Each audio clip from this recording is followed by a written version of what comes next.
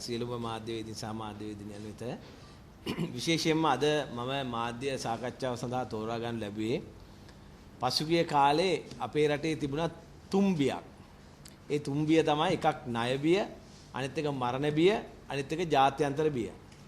මේ අනුව අපි දන්නවා පසුගිය කාලේ අපි ජනවාරි මාසේ 8 වෙනිදා 2015 ආණ්ඩුව බාර ගන්නකොට විශාල ණය බියකින් මේ රට පෙළෙමින් සිටියා.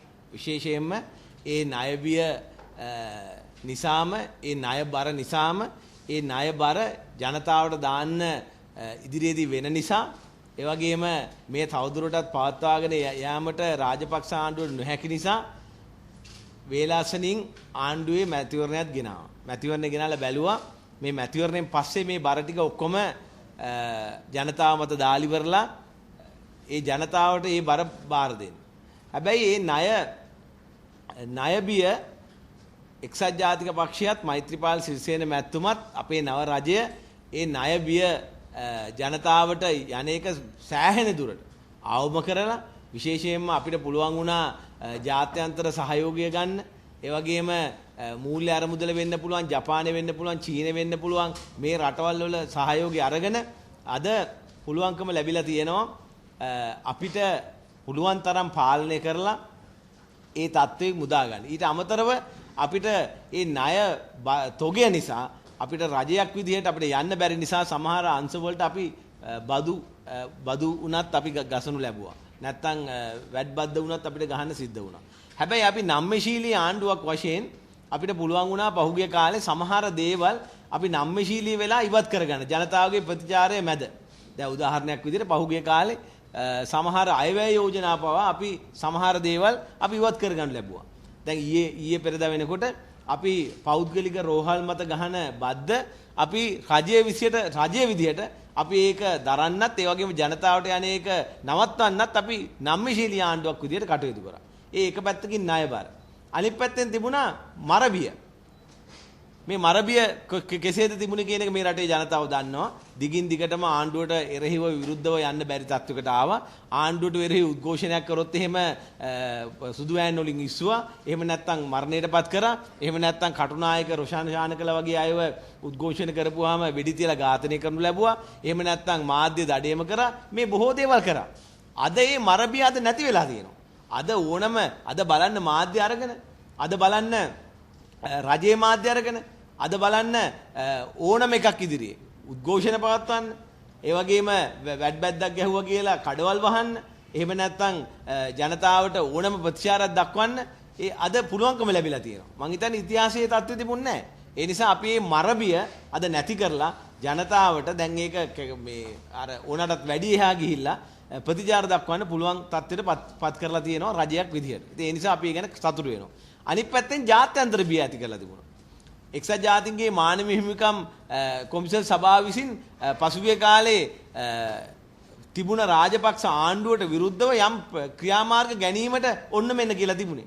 අපි 2015 ජනවාරි මාසේ 8 වෙනිදා බලයට පත් වෙනකොට අපිට මේ තත්ත්වයේ උඩ තමයි අපි ආණ්ඩුව බලයට පත් වුනේ. තව ටික දවසක් ගියා නම් ඒ කොමිසල් සභාවේ යම් නිර්දේශ මත අපේ රටට දැඩිසේ බලපාන ප්‍රශ්න ගණනාවකට මුහුණ දෙන්න තිබුණා. හැබැයි අපිට පුළුවන්කම ලැබුණා අතිගරු ජනාධිපතිතුමාත් ඒ වගේම ගරු අගමැතිතුමාගේ ඒ ජාත්‍යන්තර ලබාගත් සහයෝගය නිසා ඇමරිකාවත් සමග එකතු වෙලා ඒ අග්‍රාමාත්‍යතුමා ඒ දක්ෂ ලෙස ඒවා හසුරවපු නිසා අපිට පුළුවන් වුණා ඒවා ඉවත් කරගන්නත් ඒ වගේම එක්සත් ජාතීන්ගේ මානව හිමිකම් පිළිබඳ කොමිෂන් සභාවේ ඒ ගන්න හිටපු ක්‍රියාමාර්ග අපේ රජයට අපේ රටට අත ගහන්න අපේ ස්වාධීනත්වය උල්ලංඝනය කරමින් තිබුණ අවස්ථාව නැති කරමින් අපිට පුළුවන් වුණා දේශීය අධිකරණයක් තුලින් විසඳ ගැනීමට පුළුවන් වෙන ආකාරයේ මේ ප්‍රශ්න ගොඩ දාගන්න ගොඩ නගා ගන්න අපිට පුළුවන්කම ලැබුණා. මම හිතන්නේ ඒක අපි ලැබපු ජයග්‍රහණය. ඒ නිසා මේ මරබිය, මේ ජාත්‍යන්තර බිය, මේ ණය බිය මේ හැම එකටම අපි අපේ ආණ්ඩුව මුහුණ දුන්නා. අපේ ආණ්ඩුව තරම් මේවට මුහුණ දුන්න තවත් ආණ්ඩුවක් නැතුව ඇති. අපිට කෙටි කාලයක් තුළ දරුණු ප්‍රශ්න ගණනාවකටම අපිට මුහුණ දෙන්න සිද්ධ වුණා. අවුරුදු 20ක් විතර ඇදුණු ඒ ප්‍රශ්නාවලියම අපිට තමයි මුහුණ දෙන්න සිද්ධ වුණා. දැන් උදාහරණයක් විදිහට සමාජ විවේචනයක් ආව ගංවතු රෝදුර. මේ ගංවතු රෝදුරත් අපි හරියාකාරව පාලනය කරා. අපිට පුළුවන් ශක්තියෙන් අපි කරා. ඒ වගේම දැන් මේ වෙනකොට පරීක්ෂා කරමින් යනවා ඒ මේ අවශ්‍ය අනිකුත් ඒ විපදිනපත් වෙච්ච අයගේ දේපොළ වලට වෙච්ච හානිය දැන් ගන්න කරගෙන ගිහිල්ලා අපි ඒක දෙන්නත් දැන් සූදානම් වෙලා තියෙනවා. ඒ වගේම රුපියල් 20000 බැගින් නැත්නම් 50000 බැගින් අර මෙතන මේ කොස්ගම සිද්ධියේදී අනතුරටපත් වෙච්ච නිවාස වලට ජීවත් වීම සඳහා මාස කිහිපයක් ලබා දෙන්න අපි තීරණය කරා. මෙවැනි ක්‍රියාමාර්ග අපි ගන්න ලැබුවා. ඒක කොස්ගම පුරාම එක සිද්ධියක්, අනිත් එක ගම් වතුර සිද්ධිය. මේ හැම එකටම අපිට රජයක් විදිහට මුහුණ දෙන්න සිද්ධ වුණා. හැබැයි මේ කෙටි කාලයක් තුළ අපිට පුළුවන් වුණා ඒව හසුරුවන්න. ඒ නිසා අපි රජයක් විදිහට අපි දැන් සකස් කරමින් යන්නේ මේ රටේ ආර්ථික විප්ලවය කරන්න, ආයෝජන අවස්ථා ඇති කරන්න අවශ්‍ය පියවර ගනිමින් යනවා. ඒ ඊටම සාර්ථකව වෙන බවත් අපිට කියන්න ඕනේ. මේ වෙනකොට චීනය, ජපානය, කොරියාව, යුරෝපය, ඇමරිකාව බොහෝ රටවල් වලින් අග්‍රාමාත්‍යවරයා සහ අපේ මෛත්‍රීපාල සිරිසේන මැතිතුමාගේ රජය අපි පැහැදිලිව ආයෝජන අවස්ථා රාශියක් මේ වෙනකොට ලැබෙමින් ඉන්නවා. කර්මාන්තශාලා ගණනාවක් ඇති කරන්න අපි මේ වෙනකොට අපිට කැමැත්ත ප්‍රකාශ කරලා ඒවට අවශ්‍ය ඉඩම් පවරා ගනිමින් යනවා. එක පැත්තක් කුරුණෑගල දිස්ත්‍රික්කේ, අනිත් පැත්ත හම්බන්තොට ප්‍රදේශයේ, තවත් පැත්තක් කළුතර, තවත් පැත්තක් කෑගල්ල. මේ හැමතැනම අපි අලුත් ආයෝජන ගේන්න මේ දවස්වල ඉඩම් ඉල්ලමින් යනවා. ඇත්ත වශයෙන්ම අපිට ලැබිලා තියෙන ආයෝජන අවස්ථා යටතේ අපිට ඉඩම් විශාල වශයෙන් අපිට අවශ්‍ය වෙලා තියෙනවා. මේ ඉඩම් විශාල වශයෙන් අවශ්‍ය වීම තුළ අපිට රැකියා විශාල ප්‍රමාණයක් උත්පාදනය වෙනවා කියන විශ්වාසය අපිට තියෙනවා. ඒ නිසා අපි පැහැදිලිව කියනවා අපි මේ රජයක් විදිහට අපි කෙටි කාලයක් තුළ අපි ජනතාවට නිදහස දීලා තියෙනවා. ජනතාවට විවේචනය කරන්න අවස්ථාව දීලා තියෙනවා. ජනතාවට මේ ණයබරින් පුළුවන් තරම් අවම කරන්න කටයුතු කරලා තියෙනවා. ඒ වගේම අපි කියන්න ඕනේ මේ අපි දාලා තියෙන ටැක්ස් නැත්නම් බදුත් අපි ඉදිරි කාලේ අපේ මේ ආයෝජන අවස්ථා තුලින් අපිට අපේ රට මුදල් ගලා එනකොට අපේ අවස්ථා ඇති වෙනකොට විදේශ විනිමය අපි අවම කරගන්නකොට පරතරය ගෙවුම් ශේෂය අවම කරගන්නකොට අපි මේ බදු නැවත ඉවත් කරනවා කියන එකත් අපි පැහැදිලිව කියන්න ඕනේ. අපි මේ ජනතාවට මේ බදු දිගින් දිගටම පවරන්න නෙමෙයි මේ දාන්නේ. දැන් තමුන්නාන්සලා දන්නවා මේ රටේ ජනතාව දන්නවා පසුගිය කාලේ පෙට්‍රල් ඩීසල් ඉතා විශාල මුදලකින් අපිට අඩු කරන්න පුළුවන් වුණා. රාජ්‍ය සේවකයාගේ වැටුප් දීමනා රුපියල් 10000කින් වැඩි කරන්න පුළුවන් වුණා. මම අධ්‍යාපන ශාස්ත්‍රයේ මගේ 2,50,000ක් පමණ ඉන්නවා ගුරු භවතුන්. බොහෝ අය සමහර විට බිරිඳ සහ ස්වාමි පුරුෂයා දෙන්නම ගුරු භවතුන්. මේගොල්ලන්ට රුපියල් 20000ක් මාසෙකට වැඩි වෙන්න ගත්තා. බොහෝ අය වාහන ලීස් කරමින් වාහන ගන්න කටයුතු කරා. ඒ නිසා මේ බොහෝ ආර්ථිකයට මුදල් දෙන්න අපි එන ක්‍රමවේදය හැදුවා. හැබැයි අපි අපේ රජය ගෙනියන්න, ණය ගෙවන්න අපිට තියෙනවා. ඒවට අපි తాවකාලිකව බද්දක් ගහලා තියෙනවා සමහර ක්ෂේත්‍ර වලට.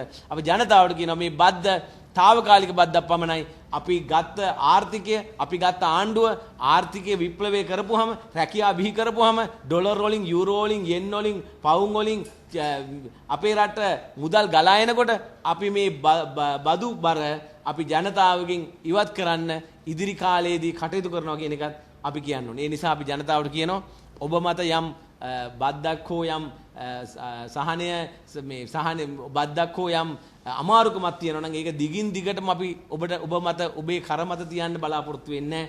අපේ ආර්ථිකයේ ශක්තිමත් වූ විගස එය පියවරෙන් පියවර අපි ඔබේ බර නිදහස් කරනවා කියන එක අපි රාජ්‍යයක් වශයෙන් කියන්න ඕනේ. ප්‍රධාන වශයෙන් මේ ටික මට කියන්න ඕනේ.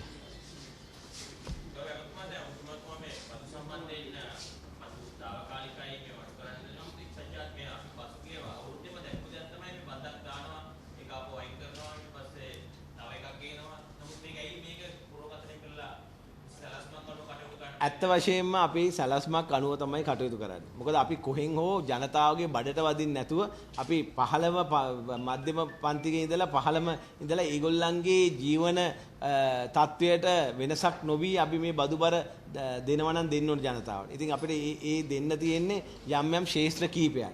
නමුත් ඒ තුලිනුත් සමහර ව්‍යාපාරිකයෝ අපි දැක්ක සමහර රෝහල් එහෙම ගත්තාම ඒක ජනතාවට අසීමිතව ඒක තියෙන එකටත් වැඩි පවරන්න උත්සාහ කරනවා.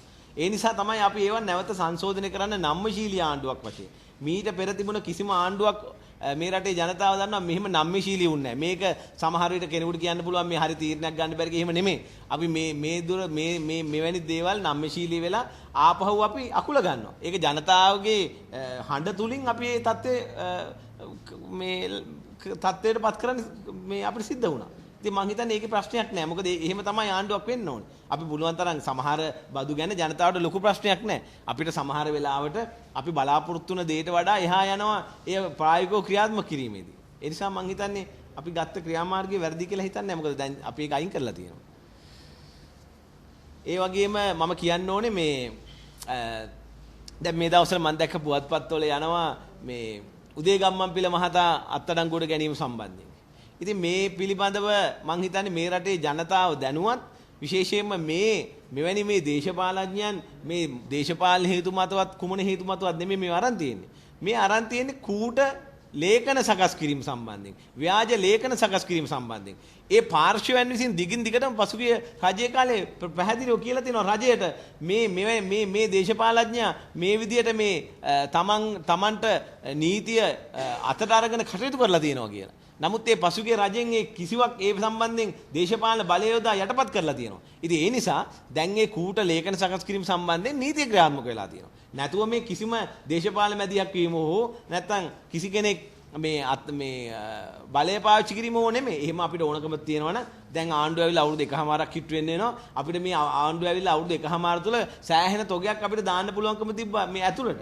අපි මැදිහත් වෙනවා නම් අර සරත් පොන්සේක මැතිතුමාගේ න්‍යාය පාවිච්චි කරනවා නම් ජනාධිපතිවරණේ ඉවරු සැනින් කුදලා ඇවිල්ලා සිරගත කරන විදිහට අපිට කරන්න තිබුණා. අපි එහෙම කරේ නැහැ පරිගැනීම චේතනාවෙන්. ඒ නිසා රජයේ විදියට පැහැදිලිව ඔය හැම පරීක්ෂණයක් සම්බන්ධයෙන්ම කියලා තියෙනවා 100ට 300ක් තහවුරු කරගන්නේ නම් පමණක් ඒ සම්බන්ධයෙන් ඉදිරියේදී ක්‍රියාමාර්ග ගන්න නැත්නම් බොහෝ කෙනෙකුට හිතෙන්න පුළුවන් මේ දේශපාලන පරිගැනීමක් දේශපාලනය තුලින් පරිගැනීමක් කියන අදහස එන්න පුළුවන් නිසා අපි ඊටාම විනිවිද පේන භාවයෙන් ඒ කරලා තියෙනවා. ඒක තමයි සමහර අය කියන්නේ ඇයි මේවා ගන්න නැත්තේ අරවා මේවා විවිධ කතා පැතිරලා යන්නත් ප්‍රධාන හේතුව ඒක කියන එක කියන්න ඕනේ. එහෙනම් බොහොම ස්තුතියි.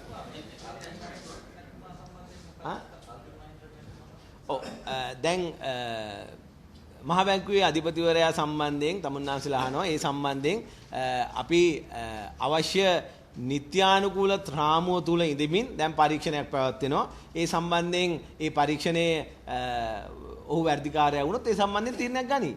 හැබැයි ඒකාබද්ධ විපක්ෂය කියන විදිහට අපි ලෑස්ති නැහැ ඒක ගන්න.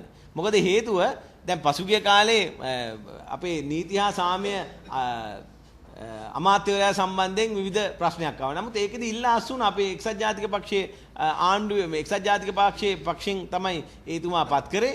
අපේ ආණ්ඩුවේ පළවෙනි ඇමතිවරයා ඉල්ලා අස්සුනා. ඉතිහාසයේ මෙවැනි තත්ත්වවල අපි බලාපොරොත්තුුනේ නැහැ. ඒ නිසා මේ සම්බන්ධයෙන් ඊ අගමැතිතුමත් කියලා තිබුණා මේ සම්බන්ධයෙන් අවශ්‍ය ගත යුතු ක්‍රියාමාර්ගයක් තියෙනවා නම් ඒවා ගන්නම් කියලා. නමුත් මේ අපිට මාධ්‍යවල දැම්ම කියලා එහෙම නැත්නම් ඒකාබද්ධ විපක්ෂයට ඕන වුණ පළියට ඒක ඒ තුලින් ආණ්ඩු දුර්වල කරන්න හදනවා නම් ඒකට අපි ලෑස්තිත් නැහැ. ඒ වගේම අපි කාව සුද්ධ කරන්න ලෑස්තිත් නැහැ.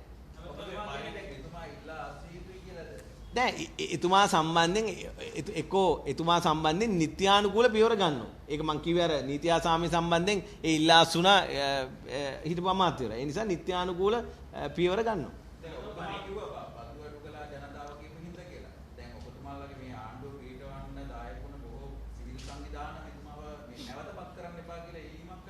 ඒ සියල්ලත් ඒක තමයි. ඒ අපිට ඒවත් සැලකිල්ලට අරගෙන අපි නමුත් නිත්‍යානුකූල රාමුවක් තියෙනවානේ. දැන් කෙනෙකුට කියන්න පුළුවන් අපි ඔක්කොටම රටේ මතයක් හැදුනාම කියන්න පුළුවන් යම් කෙනෙක් අයින් කරන්න කියලා. නමුත් අපි අයින් කිරීමේ ක්‍රියාවලියක් තියෙනවානේ. මොකක් හරි හේතුවක් හෝ ඒ ඔප්පු කරලා මොකක් හරි ප්‍රතිපාදනයක් තියෙනවානේ. ඒ තුලින් පමණයි අපිට අයින් කරන්න වෙන්නේ. එහෙම නැතුව අපිට පුළුවන්කම නැහැ හිතුණු විදිහට මේ අයින් කරන්න. අයින් කරන්නේ මේ තුමා නැවත නොකර ඉන්න. නෑ ඒක තමයි නොකර ඉන්න අපිට පුළුවන්කම තියෙනවා.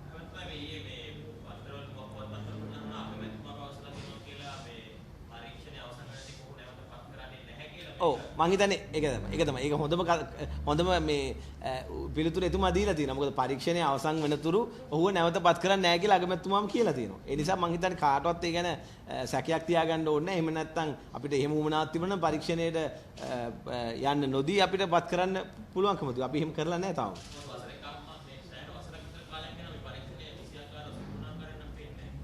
නෑ ඒක අපිට එහෙමම කියන්න බෑ. සමහර පරීක්ෂණ සඳහා කාලය ගත වෙනවා. සමහර පරීක්ෂණ මේ දැන් අධිකරණයෙන් ඔහුව නිදොස් කොට නිදහස් කරලා තියෙනවා. ඉතින් ඒ නිසා නැවතත් පරීක්ෂණයක් ඊට පස්සේ ආරම්භ කරලා තියෙනවා.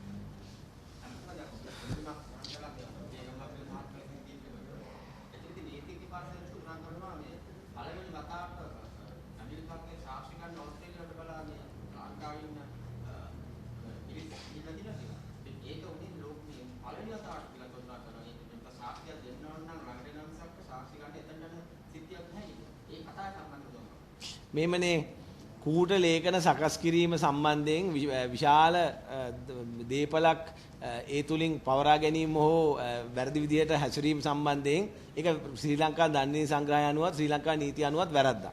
ඒකට ගන්න ඕනේ ප්‍රතිපාදන දැන් නීතිය ක්‍රියාත්මක කරන රටක් විදිහට අධිකරණ පද්ධතිය ස්වාධීන වෙන රටක් විදිහට ගත යුතු.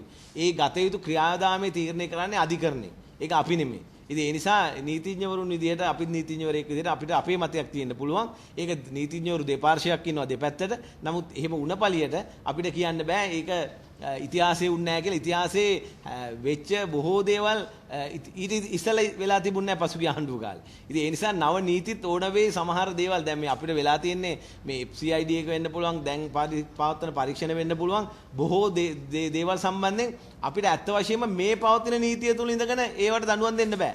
මගේ අධ්‍යාපන අමාත්‍යාංශය ගත්තාම පසුගිය කාලේ විවිධ මිලදී ගැනීම් සම්බන්ධයෙන් කිව්වොත් එහෙම බිලියන් ගණන් වල ඒවා මේ කැබිනට් පත්‍රිකා ඉදිරිපත් කරමින් නීතිගත කරගෙන තියෙනවා. අපි හොඳටම දන්නවා මේක මෙතන විශාල වංචාවක් වෙලා තියෙනවා කියලා. නමුත් ඒවා නීතිගත කර ගැනීම තුලින් අපිට අධිකරණයට ගිහිල්ලා දඬුවම් දෙන්න බැරි ස්වභාවයක් තියෙනවා. ඉතින් ඒ නිසාත් අපි ඒකත් තේරුම් ගන්න ඕනේ. බොහොම ස්තුතියි.